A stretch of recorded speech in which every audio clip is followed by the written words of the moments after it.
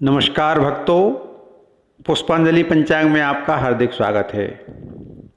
आज हम शरद पूर्णिमा का जो व्रत है उसका जो पूजन है उसका विधान कहते हैं और शरद पूर्णिमा का महत्व कहते हैं और उसकी कथा कहते हैं। आश्विन मास के शुक्ल पक्ष की पूर्णिमा को शरद पूर्णिमा कहते हैं। इसे रास पूर्णिमा भी कहते हैं। ज्योतिष की मान्यता है कि संपूर्ण वर्ष से आश्विन मास की पूर्णिमा का चंद्रमा षोडश कलाओं से परिपूर्ण होकर के अमृत की वर्षा करता है। आज के दिन जो पूजन का विधि विधान है वो इस प्रकार है।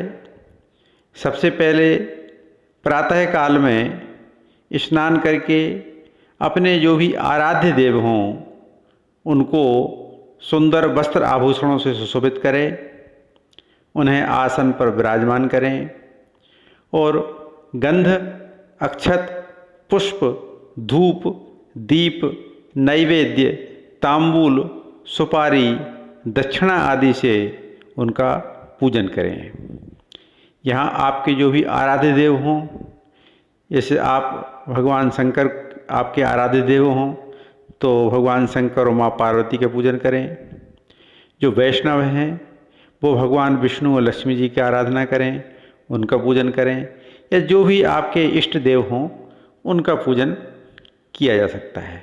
शरद पूर्णिमा के दिन शाम को खीर और पूरी बनाकर भगवान को भोग लगाएं। रात्रि जागरण करके भगवान का भजन करें। चांदनी की रोशनी में सुई पिरोएं। पूर्ण चंद्रमा आकाश के मध्य में स्थित होने पर उसका पूजन करें और रात को खीर खुली हुई चांदनी में रख दें और अगले दिन खीर का प्रसाद सबको बांटना चाहिए और स्वयं भी खाना चाहिए।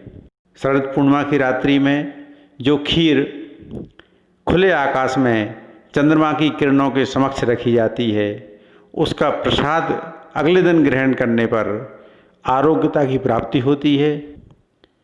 पूर्णिमा का व्रत करके कहानी सुनना चाहिए। कथा सुनते समय एक लोटे में जल, गिलास में गेहूँ और एक कटोरी में रोली तथा चावल रख करके कलश की वंदना करके उस पर दक्षिणा चढ़ाएं। गेहूं के 13 दाने हाथ में लेकर कथा सुनना चाहिए। इसके उपरांत गेहूं के गिलास पर हाथ फेरकर किसी पंडिताइन या आपकी जो भी सम्माननीय हों उनको पांव स्पर्श करके गिलास प्रदान करना चाहिए।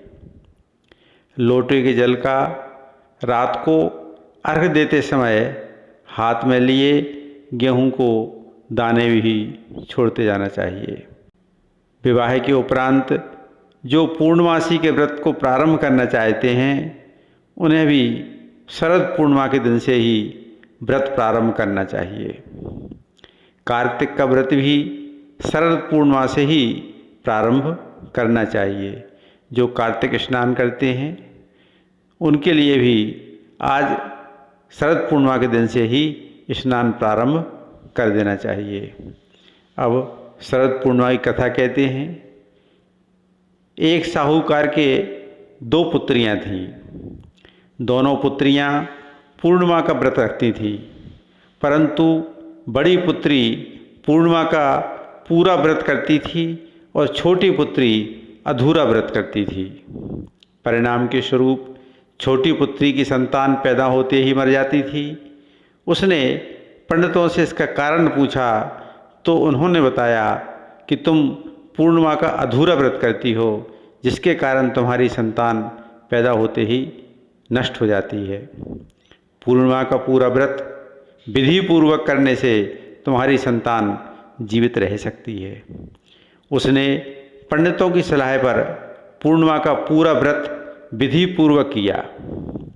उसके लड़का पैदा हुआ परंतु शीघ्र ही मर गया। उसने लड़के के पीढ़े पर लटाकर ऊपर से कपड़ा ढक दिया। फिर बड़ी बहन को बुलाकर लाई और उसे बैठने के लिए वही पीढ़ा दे दिया। बड़ी बहन जब पीढ़े पर बैठने लगी तो उसका घाघरा बच्चे को छू गया। बच्चा घाघरा छूते ही रोने लगा। बड़ी बहन बोली, तू मुझे कलंक लगाना चाहती थी, मेरे बैठने से यह मर जाता। तब छोटी बहन बोली, यह तो पहले से ही मरा हुआ है, तेरे ही भाग से ये जीवित हुआ है, तभी से इस व्रत का महत्व बढ़ गया। उसके बाद नगर में उसने पूर्णिमा का पूरा व्रत करने का ढिंढोरा पिटवा दिया। हे पूनम माता, जैसे उसकी बेटी का पुत्र जीवित किया वैसा ही सबका करना।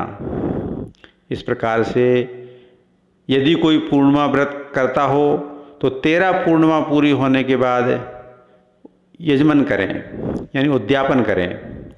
एक चांदी की घंटी में मेवा भरकर व चावल और रुपए रख कर के सासू जी के पैर छूकर उन्हें प्रदान करें। अगर कोई चंद पूर्णिमा करता है तो इसी प्रकार एक पूर्णिमा करने के बाद चुनरी दें।